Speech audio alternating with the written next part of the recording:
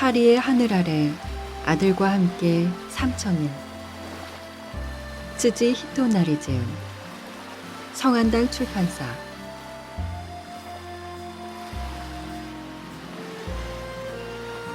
이 책은 냉정과 열정 사이의 작가 츠지 히토나리의 첫 에세이인데요. 그는 화려한 뮤지션이자 영화 감독으로도 활동하고 있죠. 이 책은 싱글 파파가 된 작가가 코로나19 팬데믹 속에서 아들의 청소년 시절을 함께하며 가족과 삶에 대해서 생각한 내용을 담은 성장일기입니다. 절망에 빠져 있었던 작가는 때로는 일상 속의 요리와 가끔은 일상을 벗어난 여행을 통해서 조금씩 아들과 함께 새로운 가족을 만들어 나갑니다. 그 이야기 속으로 들어가 보겠습니다. 파리의 아침. 오늘도 여느 때와 같은 시간에 아들을 학교에 보냈다. 늘 똑같은 아침이지만 파리의 겨울은 어둡고 추워 잠자리에서 일어나기가 정말 싫다. 오전 7시 정각이 되면 아들 방과 내 침실에서 알람 시계가 거의 동시에 울린다. 나는 주방에 가서 아들을 위한 아침 식사를 준비한다. 아들은 내가 만들어준 아침밥을 먹고 7시 40분쯤 집을 나선다. 어두운 계단으로 뛰어나가는 씩씩한 내 아들. 나는 계단에 불을 켜고 나선형 계단 아래를 내려다보며 잘 다녀와 라고 일본어로 외친다. 대답은 없다. 대답을 했는지도 모르지만 들리진 않는다. 요 몇 주일 파리는 불안한 나날이 계속되고 있다. 특히 매주 토요일에는 어김없이 노란 조끼를 입은 사람들이 폭력적인 시위를 한다. 1968년 5월 학생운동 때와 비슷하다고 인근 빵집 노부인이 말했다. 유류세 인상에서 비롯된 시위이긴 하지만 그 바탕에는 마크롱 정권에 대한 불만이 깔려 있다. 올랑드 대통령도 인기가 없긴 했으나 이렇게 폭동까지 일어나진 않았다. 프랑스는 대체 어디를 향해 가는 걸까? 그리고 14살짜리 아들을 둔 나는 어디를 향해 가는 걸까? 오전에 나는 주로 소설을 쓴다. 2권을 동시에 진행하고 있는데 하나의 초안이 끝나 퇴고에 들어갔다. 생각해보면 소설가라는 게 참 신기한 직업인 것 같다. 회사도 없고 월급도 없다. 글을 쓰지 않으면 먹고 살 수 없는 탓에 무작정 써야 한다. 문득 깨달은 거지만 스바루 문학상을 받은 해가 1989년 10월이니까 내년이면 작가 생활 30주년을 맞게 된다. 무턱대고 글을 썼는데 용케도 작가라는 모호한 직종에서 살아남은 것이다. 쉼 없이 쓰다 보니 일거리가 끊기지 않았나 보다고 생각하며 자신에게 놀란다. 100권 가까운 책을 펴냈지만 쓸 게 없을 때가 바로 써야 할 때라는 생각이 든다. 늘 뭔가를 만들어내야 한다고 생각하는 건 가난한 작가 근성 탓인지도 모른다.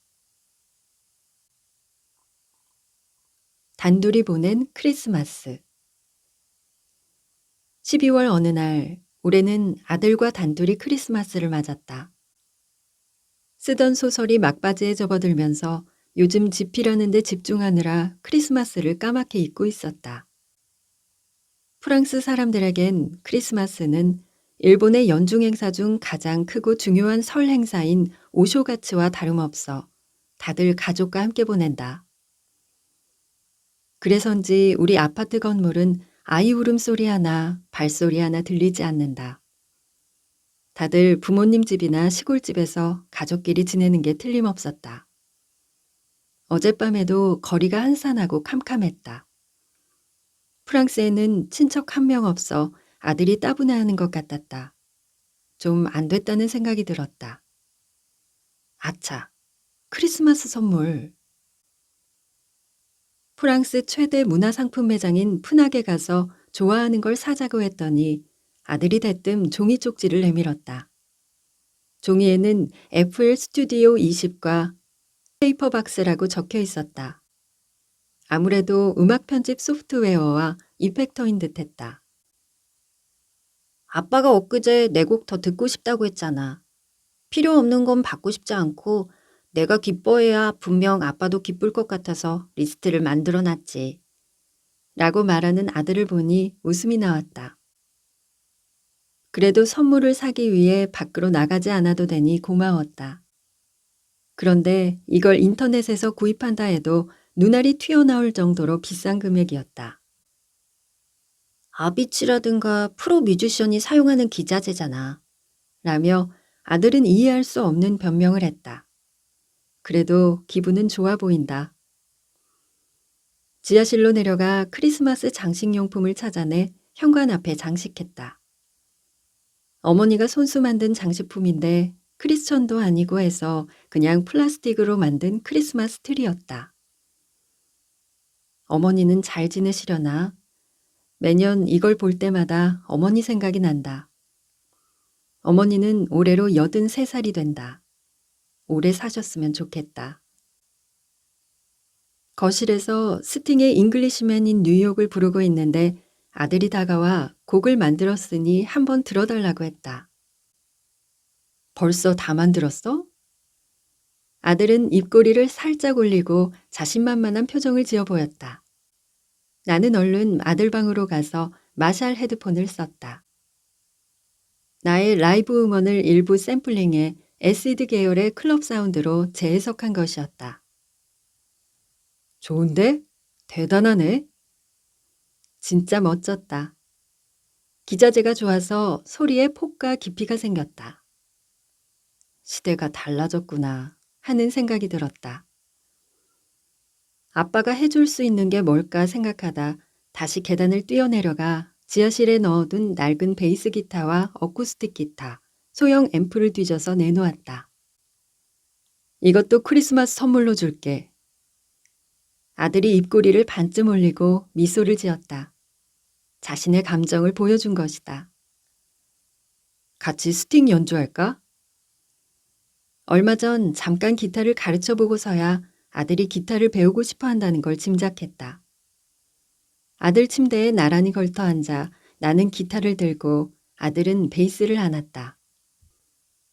그럴듯한데? 하며 치켜 세웠더니 아들이 또다시 입꼬리를 올리고 싱글벙글 귀엽게 웃었다. 크리스마스 이브에 아빠와 아들은 아들 방 침대 위에서 스팅의 잉글리시맨 인 뉴욕을 연주했다. 아들 방 창문 밖으로 옆 건물 창문이 보인다. 자그마한 식물 같은 게 장식되어 있다. 어슴푸레한 크리스마스의 빛이 그곳에 쏟아지고 있었다. 행복이란 욕심을 내려놓을 때 비로소 살포시 다가오는 이런 부드러운 빛과 같은 게 아닐까 하는 생각이 들었다. 14살 먹은 아들과 함께 음악을 연주하는 것보다 더 행복한 것은 없다. 하루하루는 나름대로 힘든 삶의 연속이지만 때로 하느님은 이렇게 깜짝 선물을 주시기도 한다. 인생의 80%는 힘들고 18% 정도는 그저 그런 것 같다. 나머지 2%를 나는 행복이라고 부른다. 깜짝 놀라게 행복한 것보다 그 정도가 좋다. 날마다 크게 욕심내지 않고 느긋하게 살고 싶다.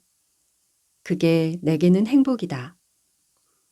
나도 아들을 흉내내어 반쯤 입꼬리를 올리고 아들을 향해 미소 지었다.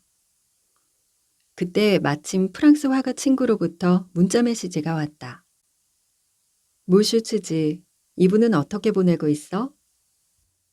나는 오늘 밤 아들과 단둘이 크리스마스 이브를 보내고 있지만 그저 그런 대로 행복해 라고 답장을 보냈다. 메리 크리스마스. 포르투갈 리스본에서 12월 어느 날 우리는 비행기로 날아가 마침내 무사히 포르투갈에 도착했다. 유럽과 인연을 맺은 지 17년.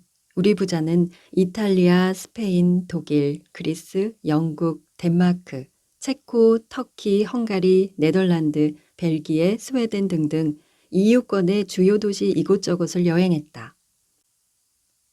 그 중에서 가장 느낌이 좋은 도시를 꼽으라고 한다면 포르투갈의 수도 리스본을 첫 번째로 꼽고 싶다. 리스본의 어떤 점이 좋냐면 우선 사람이 좋다. 여기서 다른 도시 험담은 하고 싶지 않다. 하지만 적어도 리스본 사람들은 다 착하다. 겉모습뿐만 아니라 진심이 담긴 상냥함이 있다. 물론 도둑이나 소매치기도 있으니 충분히 조심할 필요는 있으나 다들 일본을 좋아해서 우리에게 일본어로 말을 걸어온다. 일본어를 써서 돈을 뜯어내려는 무리와는 다르다. 그 점에는 조심성이 많아서인지 금방 알아볼 수 있다. 첫날에 페르난도, 안토니오, 아르민도, 펠리페와 친해졌다. 그들은 모두 일본어를 공부하고 있었다. 묻지도 않았는데 레스토랑을 소개해 준 사람도 있었고 전철 타는 법을 가르쳐 준 사람도, 성으로 가는 지름길을 가르쳐 준 사람도 있었다. 통조림 가게 점원도 친절했다. 다른 나라에서 느끼던 것과는 다르다. 왜 다른 걸까? 포르투갈 사람들의 일본 사랑은 대단하다. 그러고 보니 총포류를 일본에 처음 전해준 외국인이 포르투갈인이다. 포르투갈과 일본의 역사적 유대는 일본인들이 상상하는 것 이상으로 일상에 스며들어 있다. 서로 통하는 그 뭔가를 느낄 수 있다. 포르투갈을 대표하는 전통 음식이 바칼라우와 정어리, 문어를 비롯한 생선 요리이기 때문일까? 카스테라나 바테라, 블랑코, 보딴, 가보차, 갓파, 가루타, 곤페이토, 곶푸, 주반, 조로, 미라, 빵, 핀키리, 샤본, 다바코 등 일본인에게 익숙한 외래어 중에는 포르투갈어가 상당히 많다. 아리가또라는 말이 어쩌면 오브리가도에서 유래했을지 모른다는 설이 있을 정도다. 일본인들은 서양 문화를 포르투갈로부터 배운 게 사실이다. 내가 처음 포르투갈을 방문했을 때 너무나 고맙고 반가워 눈가에 눈물이 핑 돌 정도였으니까. 오늘 우리는 아침부터 시내를 돌아다녔다. 아파트 호텔 근처 카페에서 아침 식사를 하고 거기서 걸어서 바다로 가고 언덕을 오르고 구시가지를 걸었다. 원래 사적지 순례는 싫어하는데도 자신도 모르게 그 많은 곳을 둘러보았다. 우연히 들어간 기념품 가게에서 우리의 대화를 듣고 있던 남자가 벼랑간 일본어로 일본인이세요? 라고 물었다. 오랜만에 일본어를 썼다고 말한 그는 모니라는 방글라데시인이었다. 그는 도치기현에서 12년 동안 일했다고 했다. 일본인은 세계에서 가장 상냥한 사람들이라고 그는 단언했다. 물론 그렇게 듣기 좋게 꾸며 말하면 경계심을 가지고 대하는 나지만 그는 이후 자신이 살았던 12년간을 눈시울을 붉히며 말했다. 왜 일본에서 눌러앉지 않았느냐고 묻자 비자가 나오지 않아 돌아왔다고 한다. 유감이라는 생각이 들었다. 구시가지를 걷고 있는데 레스토랑 점원이 우리를 불러 세웠다. 우리는 밥을 먹은 뒤였으므로 그곳에 들어가지 않겠다고 설명했는데도 페르난도는 일본을 얼마나 좋아하는지를 일본어로 역설했다. 그게 거짓이 아니라는 생각이 들었다. 열정이 느껴졌기 때문이다. 페르난도뿐이 아니다. 기념품 가게나 레스토랑 점원 등 만나는 사람 모두 일본 팬이었고 각자 고향을 떠나 외국에서 사는 사람들 치고는 자부심이 강한 편이었다. 페르난도는 일본과 포르투갈이 정신적으로 이어진 것 같다는 참 인상적인 말을 했다. 우리도 포르투갈과의 연결고리를 다시 한번 일깨울 필요가 있을지도 모른다. 미국이나 프랑스만 외국은 아니지 않은가. 포르투갈의 수도 리스본은 문화 수준이 높은 데다 센스도 맛도 뒤지지 않는다. 친절함과 인간미는 세계 제일이라고 생각한다. 여기서 노후를 보내면 어떨까 생각했을 만큼 이 나라에는 스트레스가 없다. 지금은 겨울이지만 여름이라면 분명 더 활기차게 지낼 수 있을 것이다. 나는 처음 만난 사람과도 금세 친해진다. 아들은 그런 나를 보고 지나치게 무방비 상태라며 웃는다. 그러면서도 이렇게 덧붙인다. 아빠는 참 재밌는 사람이야. 좀 창피할 때도 있지만 그게 바로 아빠의 매력인 것 같아. 하지만 현지인의 삶 속으로 들어가 보는 게 진정한 여행이라고 나는 생각한다. 관광과 여행의 차이는 정해진 코스를 걷느냐, 자신이 길을 스스로 정하느냐의 차이가 아닐까? 여행을 한다면 닥치는 대로 하는 것이 단연 재미있다. 가이드북에 실린 관광용 레스토랑보다 현지인들과 섞여 그 고장의 음식을 먹어보는 것이 좋다. 그게 내가 생각하는 여행이다. 아들아, 너는 어떻게 생각하니? 여행지에서나 할 수 있는 이야기. 12월 어느 날. 여행지에서나 할 수 있는 얘기가 있다. 대화할 기회가 없는 것도 아닌데 왜 집에서는 대화가 잘 되지 않는 걸까? 오늘 포르투갈의 전통 가요인 파도를 들을 수 있는 레스토랑으로 저녁을 먹으러 갔다. 숙소에서 알토 지구에 있는 그곳까지는 걸어서 30분 정도가 걸렸다. 그 가게는 변두리 술집 골목에 있었다. 파리라면 바스티유 로켓트 거리처럼 떠들썩한 곳이다.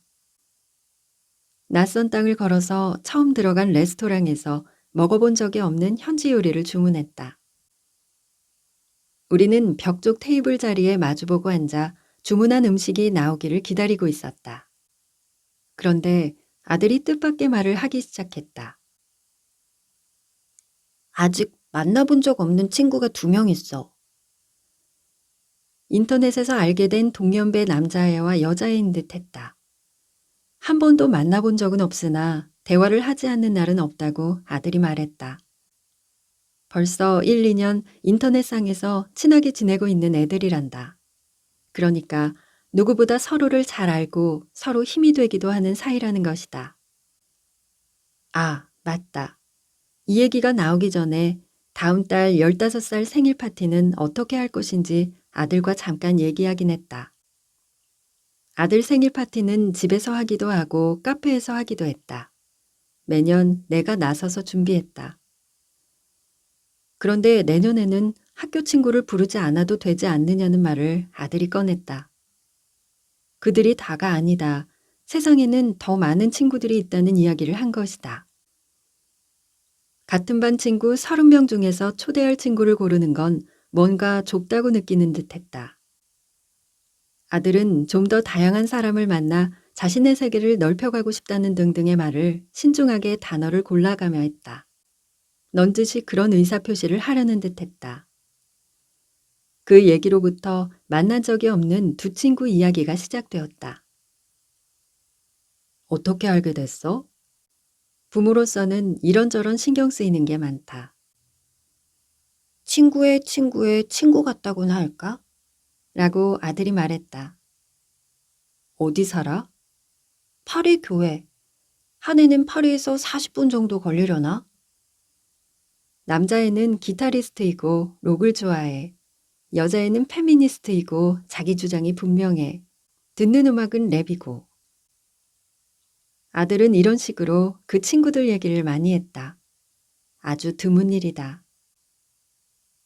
이럴 때 부모가 어떤 입장에서 들어주는 것이 좋은지 갈피를 잡기가 힘들다. 자식이 소중히 키워온 세계에 부모가 거침없이 개입하는 건 좋지 않을 것 같아 나는 조용히 듣는 쪽으로 선회했다. 노래와 연주가 흘러나오는 가운데 아들은 소곤소곤 말했다. 아빠, 어떻게 생각해? 즉, 아빠의 의견을 구한 것이다.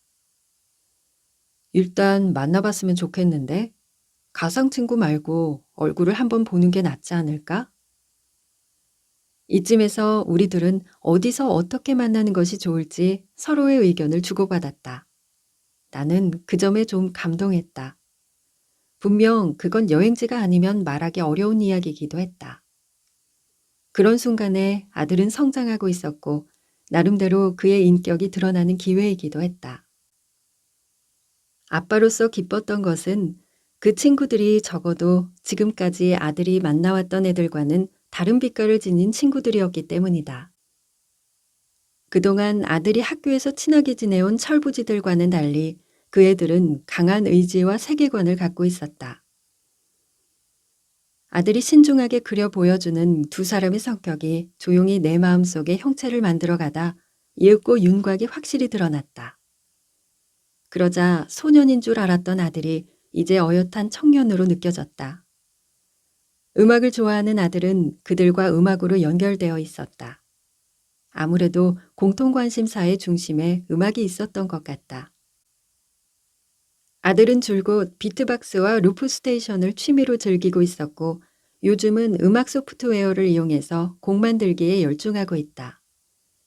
그 애들과도 공통된 음악으로 연결되어 있었다. 학교 친구에게서는 찾을 수 없는 새로운 세계가 거기에 펼쳐져 있는 것 같았다. 특히 아들이 여자친구가 있다고 말한 것도 이번이 처음이었지만 나는 전부터 어렴풋이 그 애의 존재는 알고 있었다. 그러나 이렇게까지 솔직하게 결정적으로 말해준 적은 없었다. 우리는 식사가 끝날 때까지 줄곧 어떻게 만나는 게 좋을까에 대해 이야기했다. 그것은 뜻밖의 유익하고 멋진 시간이기도 했다. 너무 나서는 듯한 말을 해서도 안 되지만 전혀 나서지 않는 것도 좋지 않을 것 같다고 생각했다. 나는 미소를 지으며 아들과 이야기를 계속했다. 약간은 들뜬 마음으로. 돌아오는 길의 경치가 달라 보였다. 2018년 12월의 풍경이 아니라 거기엔 2019년부터 펼쳐질 미래의 빛이 깜빡이고 있었다. 나는 아들의 어깨에 손을 두르고 꼭 껴안았다. 친구란 참 좋은 거야. 가장 큰 재산이니까 소중히 해. 라고만 했다.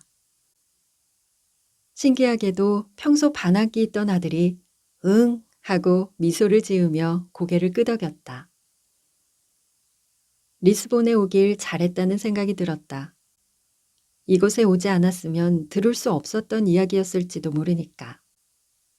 적어도 리스본의 알토지구라서 들을 수 있었던 아들의 친구들 이야기이기도 했다. 우리의 여행은 계속된다.